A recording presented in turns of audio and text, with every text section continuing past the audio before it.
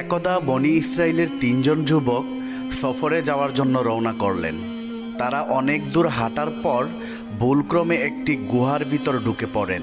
তারা গুহার ভিতর ঢুকে যাওয়ার পর তাৎক্ষণিক লক্ষ্য করলেন যেই গর্ত দিয়ে গুহার ভিতরে ঢুকেছে সেই গর্তের মধ্যে উপর থেকে একটি বড় পাথর এসে গর্তটা বন্ধ হয়ে গিয়েছে। তারপর ৩ জন যুবক অনেক চেষ্টা করলেন গর্ত থেকে পাথরটিকে সরানোর জন্য, কিন্তু কিছুতেই তারা পাথরটিকে গর্ত থেকে সরাতে পারলেন না।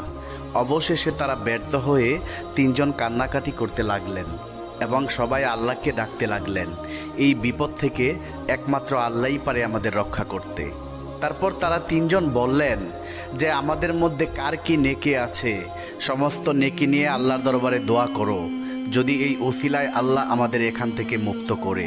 তাদের মধ্যে একজন যুবক আল্লাহর দরবারে বলতে লাগলেন, হে আল্লাহ, আমার বাড়িতে বৃদ্ধ বাবা মা, আমি প্রতিদিন গাভী থেকে দুধ দহন করি এবং সেই দুধ আমি আমার স্ত্রী সন্তানদেরকে না দিয়ে প্রথম আমি আমার বৃদ্ধ বাবা মাকে খাওয়াই, তারপর আমি আমার স্ত্রী সন্তানদেরকে খাওয়াই।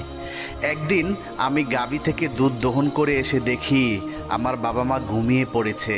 তখন আমি তাদের জন্য অপেক্ষা করতে থাকলাম, আর এইদিকে আমার বাচ্চারা দুধ খাওয়ার জন্য কান্না করছিল।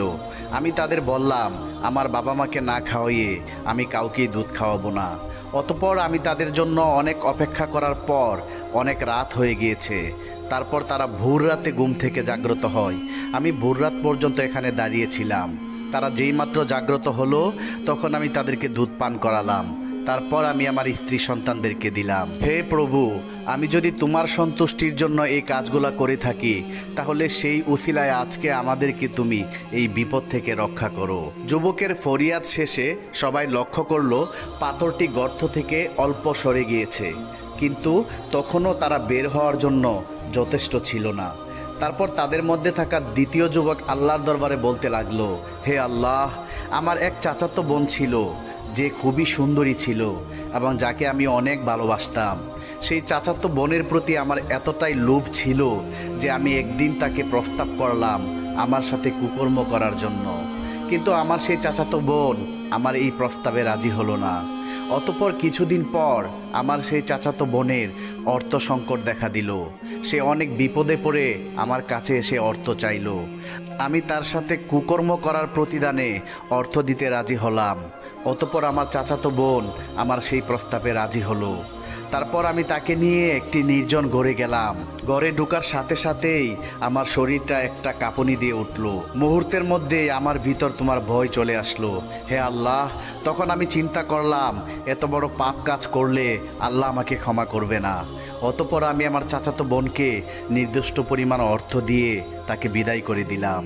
হে রব্বুল আলামিন, সেদিন যদি আমি তোমার ভয়ে এই পাপ কাজ থেকে নিজেকে সুরক্ষিত রেখে থাকি তাহলে সেই উসিলায় আজকে তুমি আমাদের এই মুসিবত থেকে রক্ষা করো।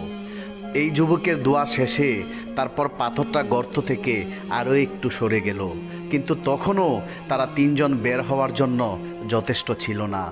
অতঃপর তাদের মধ্যে থাকা তৃতীয় ব্যক্তি আল্লাহর দরবারে ফরিয়াদ করতে থাকলেন। অতঃপর আমি সেই মজুরকে না দেওয়া টাকাগুলো নিয়ে একটা ব্যবসার কাজে লাগালাম। ধীরে ধীরে আমার সেই ব্যবসা বড় হতে লাগলো। একটা সময় আমার ব্যবসা অনেক বড় হয়ে গেল এবং আমি অনেক টাকা পয়সার মালিক হয়ে গেলাম। একদিন সেই মজুর আমার নিকট আসলো এবং বলল, হে আল্লাহর বান্দা, আমি তো সেদিন তোমার কাছ থেকে কাজের মজুরি নেইনি, তুমি আজকে আমাকে মজুরি দিয়ে দাও। অতঃপর আমি সেই ব্যক্তিকে বললাম, ভাই, এই সব গরু ছাগল যা দেখতেছো সব কিছু তোমার টাকা দিয়ে করা। কিন্তু সেই ব্যক্তি কিছুতেই বিশ্বাস করছিল না। আমি তাকে বললাম, তোমার সেই দিন মজুরি না দিয়ে যে টাকাটা বেঁচে গিয়েছিল সেই টাকা দিয়ে আমি ব্যবসা করে এই সব কিছু জুড়িয়েছি, এই সব কিছু তোমার। অতঃপর ওই ব্যক্তি গরু ছাগল সব কিছু নিয়ে চলে গেল, আমার জন্য কিছুই রেখে গেল না। আমিও তাকে সব কিছু খালাস মনে দিয়ে দিলাম।